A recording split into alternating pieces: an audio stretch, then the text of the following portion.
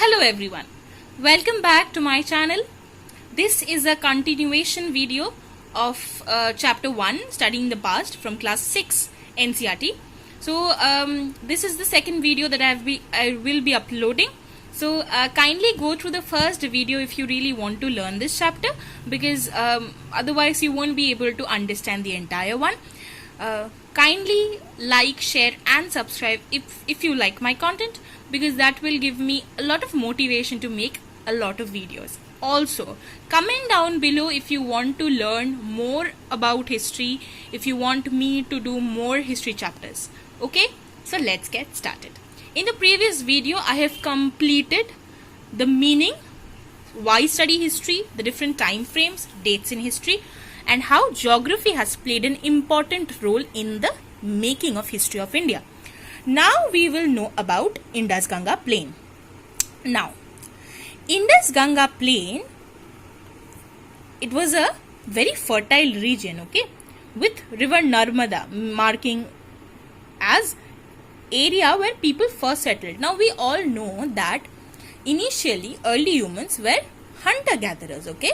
So how did they settle? How did this settlement concept that we are into, how did this came up to? And why did they settle? Okay. So what was a necessity for these hunter-gatherers? They needed water, obviously, to drink. They needed some food, and also they had to travel. Okay. They had to travel to different places to find out what this nature has for them. So, what are the three reasons? I'll be pointing out three reasons which marked Indus-Ganga plain as the first settlement area. The first reason being that the river had sufficient water to provide to these hunter-gatherers, these nomads, okay. Land near the river was very fertile, so crops could be easily grown. Now, crops easily grown का मतलब क्या है? They had enough food to eat, so they had to know more, go to different places in search of food. They already have food and they know how to make food. And the river served as an excellent means of transport to transfer from one area to another. Now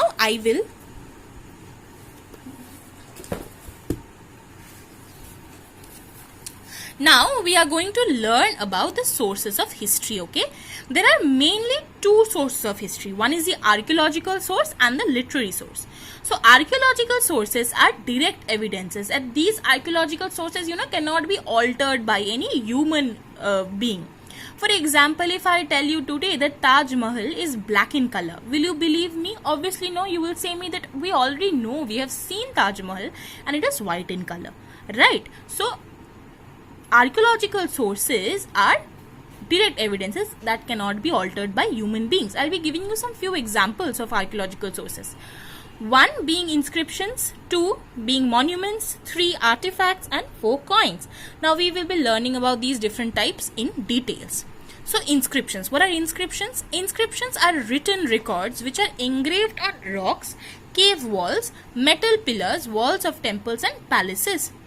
Kings inscribed their achievements. Emperor Ashoka of the Mauryan dynasty put many inscriptions in different parts of his empire. He wanted to make his generations know about him, know about all the contributions he made, all the achievements he had. He wanted to make the coming generation, the future generation, know about him.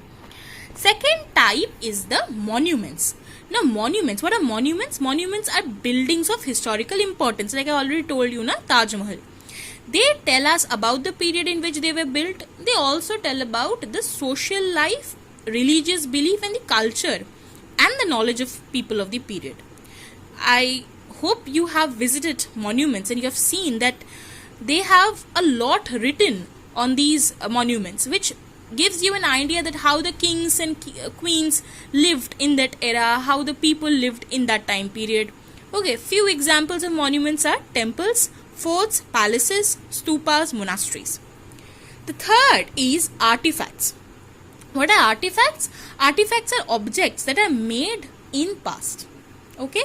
Certain examples are pottery, tools, ornaments, jewelry and weapons. How are these found? These are found by the archaeologist who dig deep into the ground to find these artifacts from excavation. The last one is coins. Coins are extremely valuable source of information. This tells us about the reigning period in which the king ruled, the economy, extent of king's empire. These coins throw light on art and religion of earlier times. Here I will be saying you one point. Today's currency, today's notes that we have, they do not have any value of its own. So if I take a 500 rupees note, we cannot sell the 500 rupees notes, okay? What I mean to say is, these are in use because the government has given the order to use these notes. Okay, otherwise they will be only a sheet of paper. But previous time में क्या होता था? Previous time में जो coins the kings and everybody used, they were either made of gold, silver, bronze, okay, or different other material which had its own values. Okay, now we will be going to the second source, which is the literary source. So what are literary source? Literary source are handwritten records of past in forms of books called manuscripts. They were either written on palm leaves, barks of birch trees. We have already talked about this, barks of birch trees. Now, you see the difference. Archaeological sources were direct evidences, but literary sources are not direct evidences. They are records from past in forms of books, and who write it? It is written over generations and generations. Okay, so we cannot completely believe in the literary sources. It is not any direct evidence. You can't see it in front of your eyes, right? Now, there are two types of literary sources. One being religious and the other is secular. Now, religious, these are writing that deals with religion. These are based on religious theme. Example is, we all are aware of these: Ramayana, Vedas, Mahabharata, Gita and Puranas. Now the second type of literary source is secular type. As the name suggests, secular, this means that it is not religious.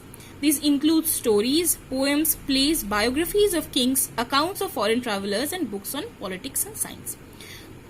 We have certain examples given down below. One very common example that I guess you must be aware of are the plays and the poems of Kalidas.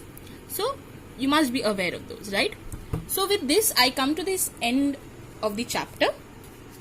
I hope I could explain all the points to you.